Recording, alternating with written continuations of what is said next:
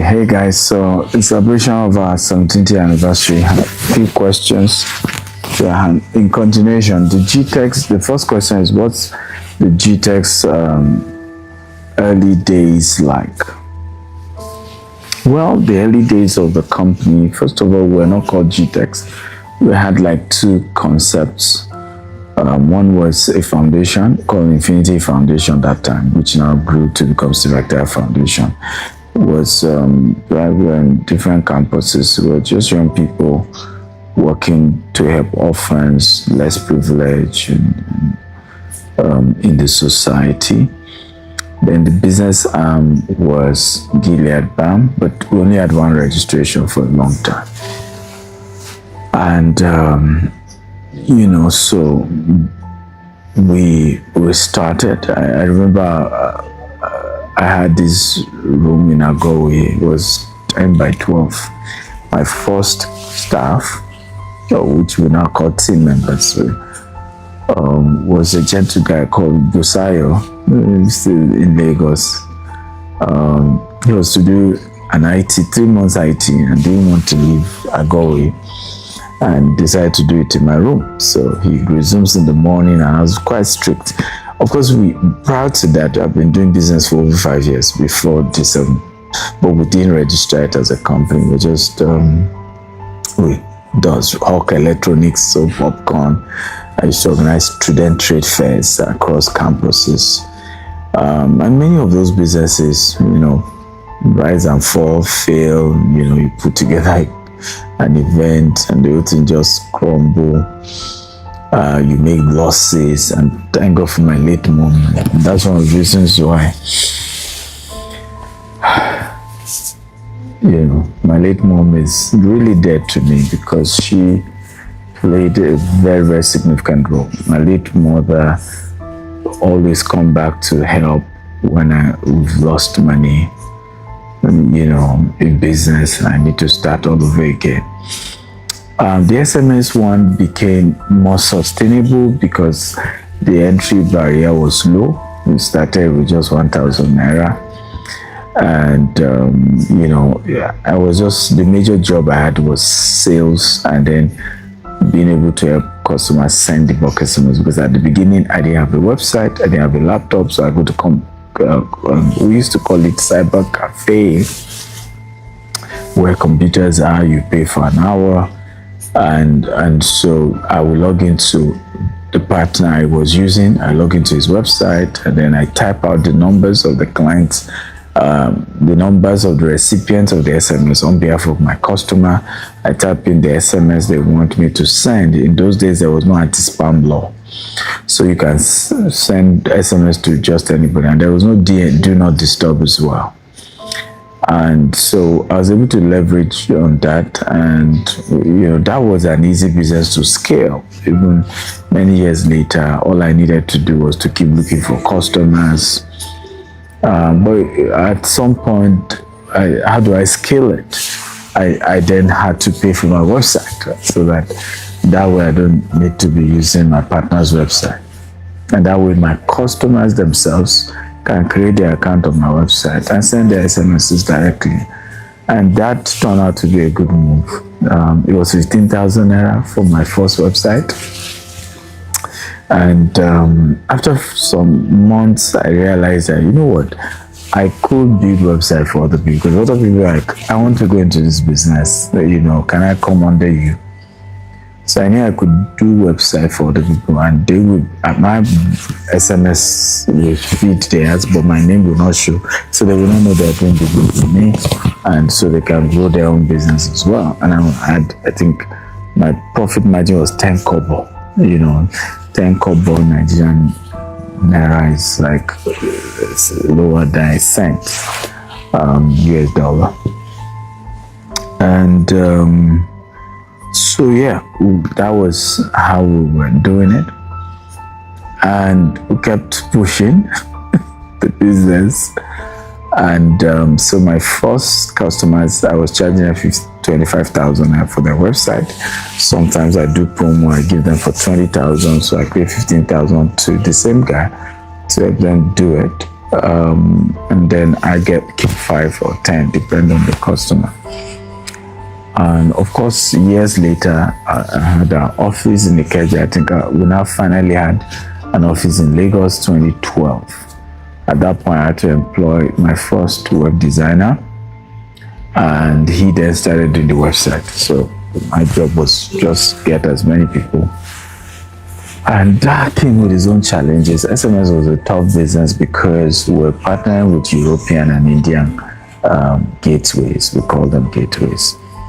And anytime the network is down, the customer believes you're the problem. So the customer is calling in, and we're still small then. I was still customer service. I was everything. So you see, if I remember, one of those clients met me some years, I think 4 years ago. I went on his knees and started apologizing. Oh, what happened, sir? I used to know you way back in the day. I called you one day and I saw heap insults and curses on your generation. Just because your bucket site was down, and I cursed you.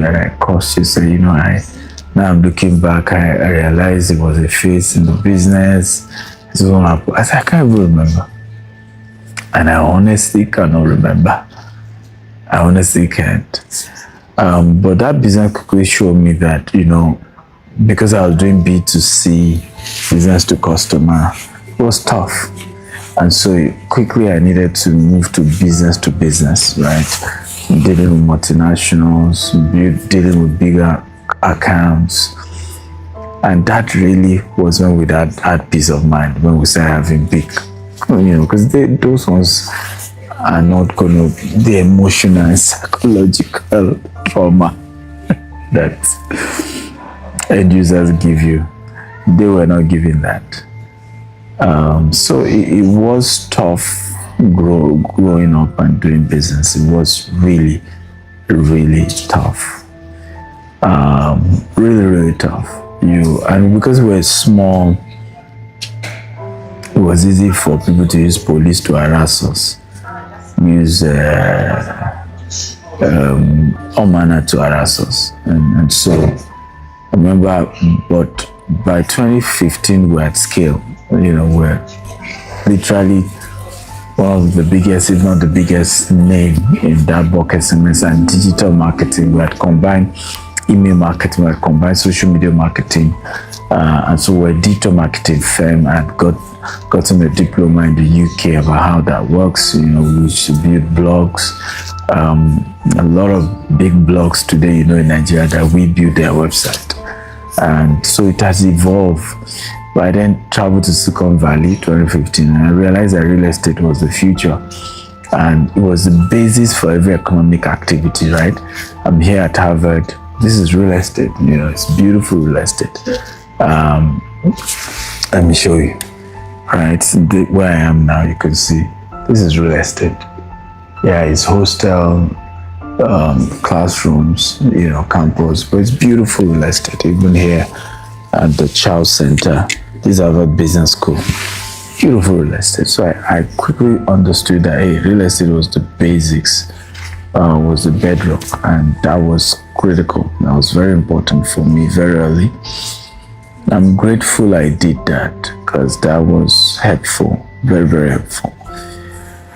Of course, starting real estate was a lot tougher than I thought. Digital marketing was even way easier. Because we're in the last 17 years, we've practically bootstrapped our business. We've never gone to take loan from the bank, not even a car loan till today. And that's the toughest way to run a business, toughest way. Because you have to sell to spend. You have to, it's a tough way. But it's also a good way, right? It gets you really, really strong. It builds resilience. Our company, for example, is so structured that we survive in crisis. We do better in crisis, right? I kid you not, COVID was massive, huge hit. This year, you're going to see we do well in crisis. I don't know why. But I think maybe because we have bootstrapped our business, and so we've just gotten used to that. And so it was tough. And again, the same cycle started. Well, okay, we had to quickly change from just trying to sell to the low end of the consumer market to, okay, can we come to the middle? Of course, I'm learning over time that was also a good idea. The world is changed to an hourglass. You're either at that consumer end or you're at the high end. And you won't even know when you're in the middle, and inflation and all of that quickly push you to the to the consumer end, right? So it's a tough business. You're dealing with hormonal issues, you're dealing with regulators, you're dealing with government, you're dealing with land grabbers, you're dealing with encroachers, you're dealing with even government agencies who can come to a place and see that nobody has developed this place. Go back to the Ministry of Land, put acquisition, share the land amongst themselves. And this is a land family I've sold to somebody already. There's just too much complications. People killing themselves over a property. I mean, one of the properties we bought practically, it's where about 5 families who sold it to us to pull out, started fighting themselves, killed a ballet on the land. Yeah, on the land.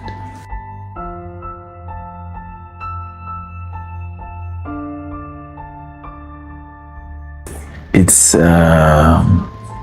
a tough one. Do I regret it? No. And I'll tell you why.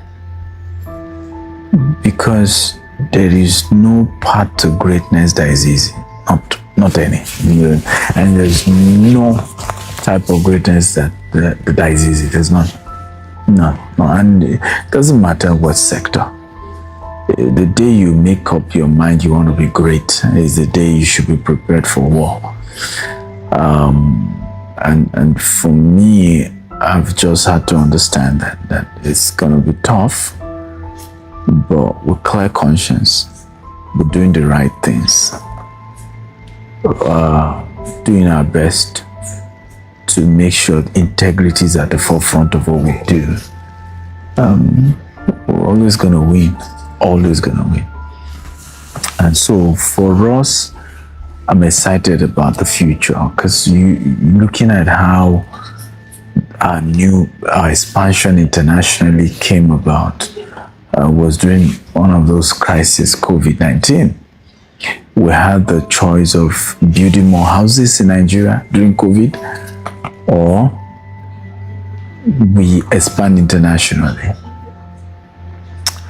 And I was looking at it, the currency is not stable, inflation.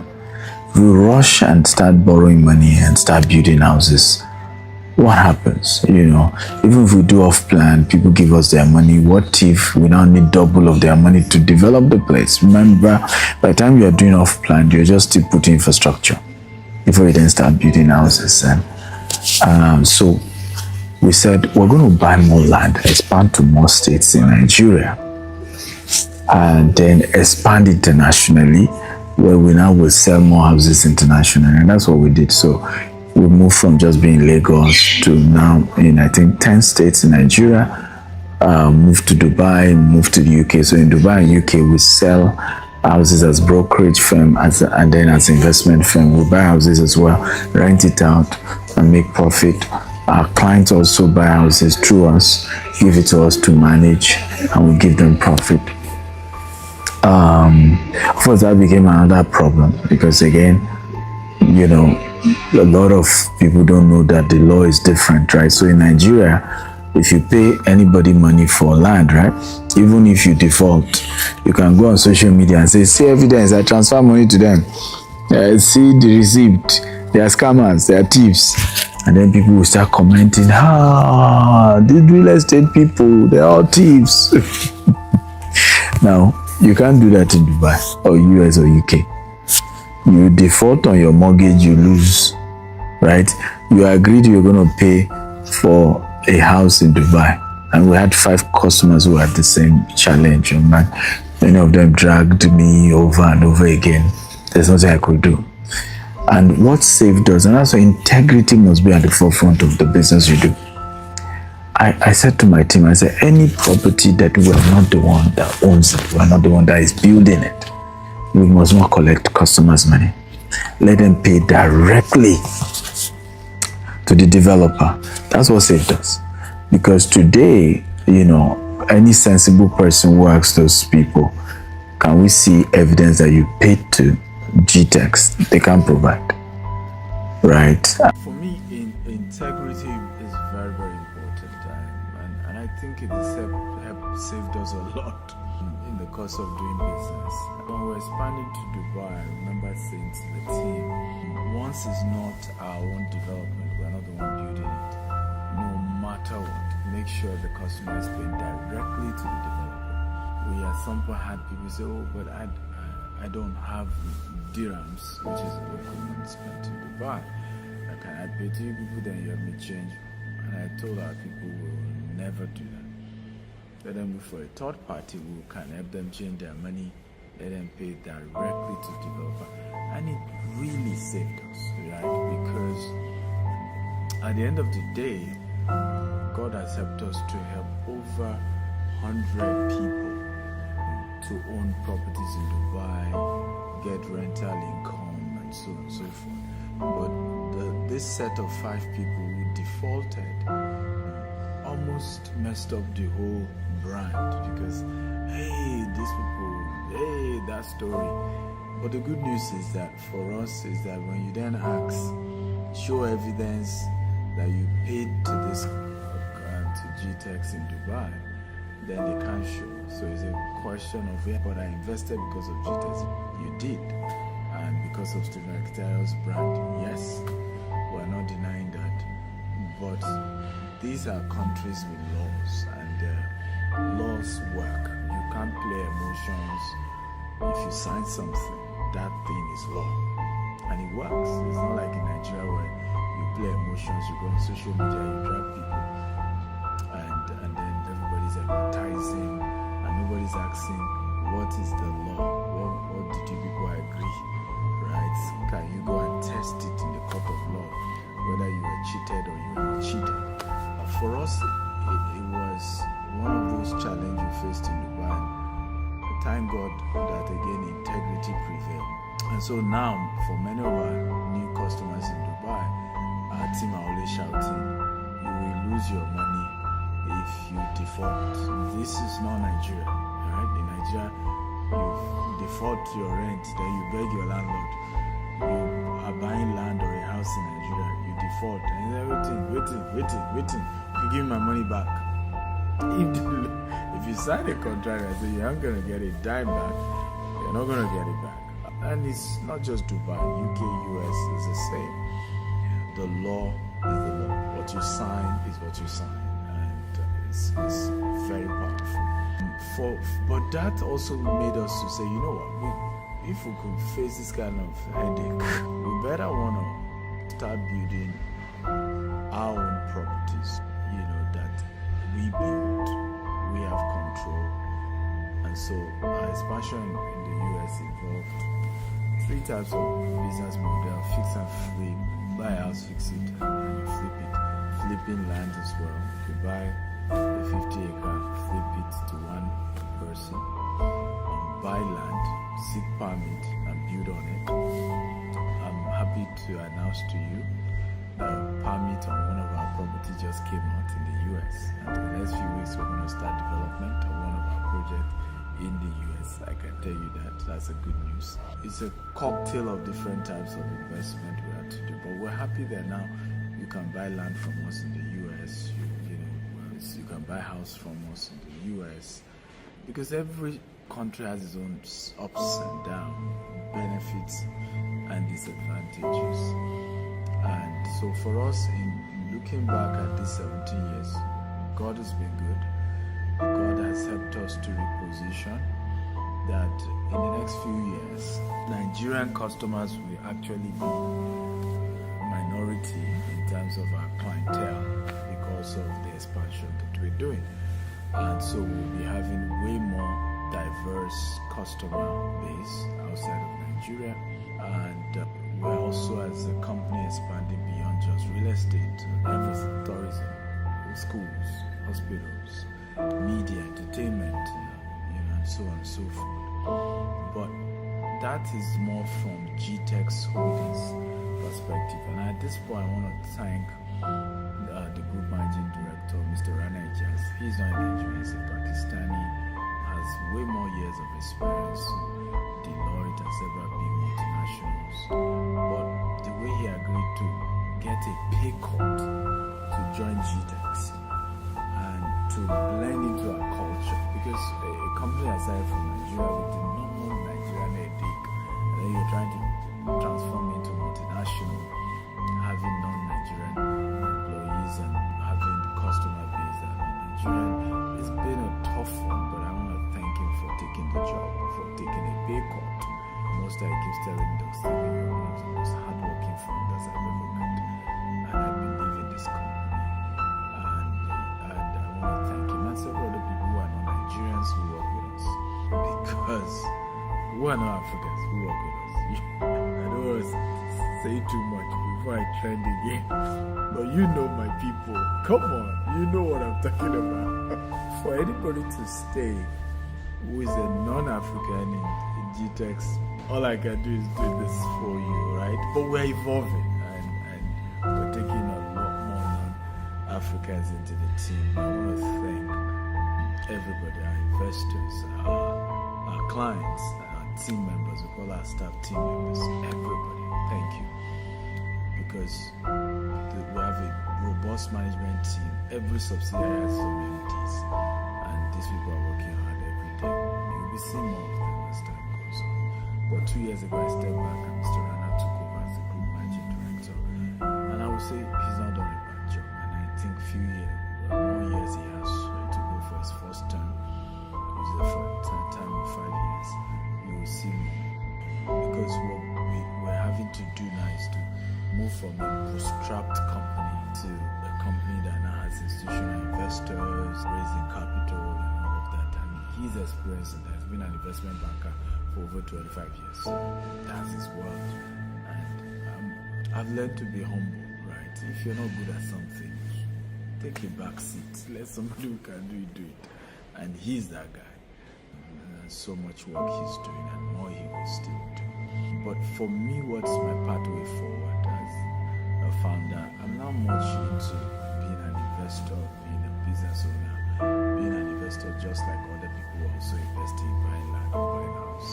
And that's much of my role. But beyond that is to now expand. I'm starting reality visual, buying, we're going to have a new venture capital company, have a new private equity firm. And private equity means you're buying businesses, you're turning them around, you're taking them to the capital market.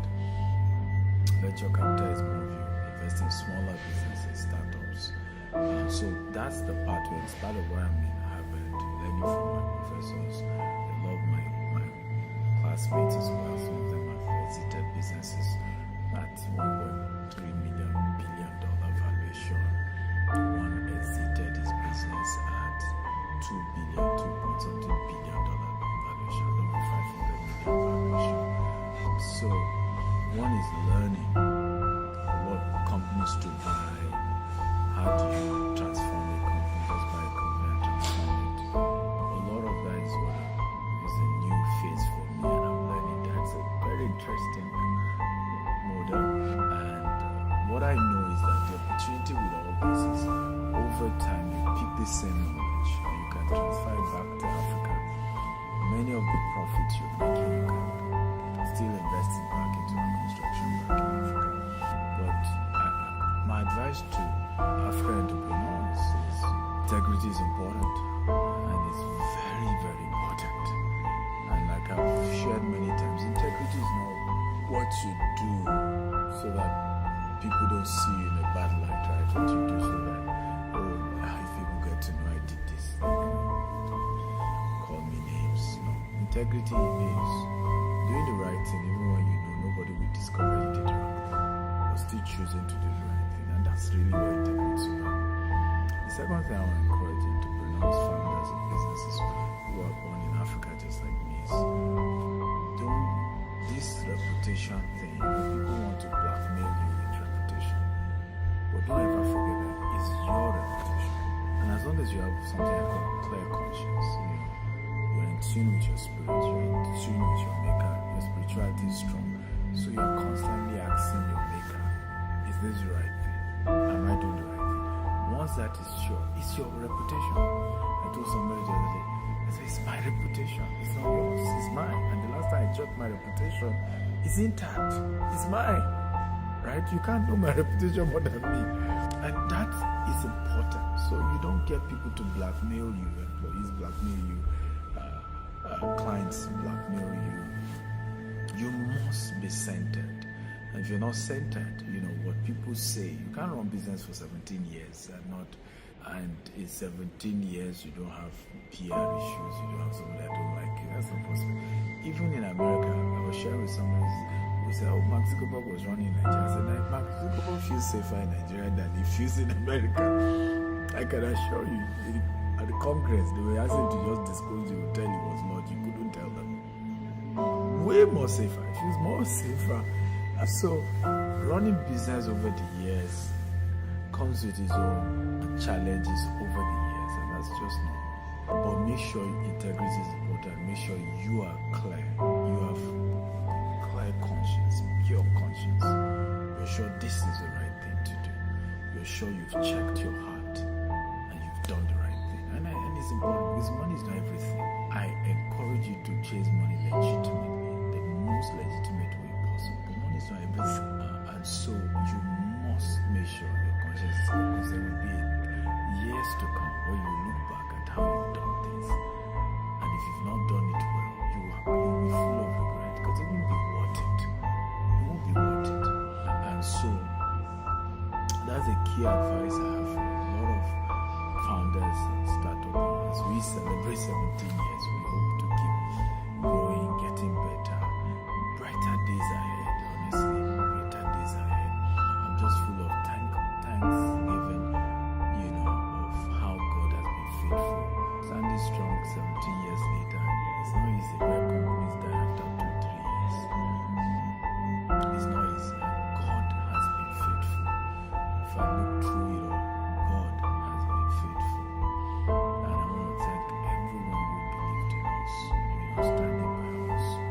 And for whatever reason you believe in us, thank you for doing that. I love you. I've done videos, I've done all manner of articles. Thank you. A big thank you to every single one of you. Happy anniversary to us at Gtext Holdings. Greater years ahead, better years ahead. More good news, more progress, more blessings on the way. I want to also encourage some of our investors who are not happy about our development levy. I have checked over and over again what the management decision is. I've spoken with Mr. Rana and the management team. This is still at the end of the day in the interest of you as an investor. If you buy a land and they don't fence it, they will soon collect the land. If you buy a land, they don't provide infrastructure, the value will go up. If you buy a land and they don't space it well, right, one day it will look like a trash. There's no value. Quality comes at a price. It's not a cheap price, but it comes at a price. But I can assure you, if you pay your development levy, you pay for your land, you pay everything, and you have any issue, please send me a DM. Send our company a DM. I will see you. There are too many management people ready to attend to you. And if you do all of that, still not work, take the company to court. I've always said this. The fact that I'm the largest shareholder of Gtext does not mean you don't have the right to pursue your right. You have your right. If you think that a company I invested in, a part owner, he has not done you right, please fight your right. I'm too exposed to take issues of people fighting their rights personally, as long as they do it legitimately. Right? I'm in a part of the world where in America you can see two couples fighting, their lawyers seated, they are seated. They will even meet for coffee and dinner and still discuss how they will fight the court cases. So if you think you are convinced something has not been done right, please, you have the right. But as far as I know, there's nobody has reached out to me with a legitimate concern that I've never replied. As long as a legitimate concern, that business is tough in Africa. Tough. And so many times I've had to explain areas that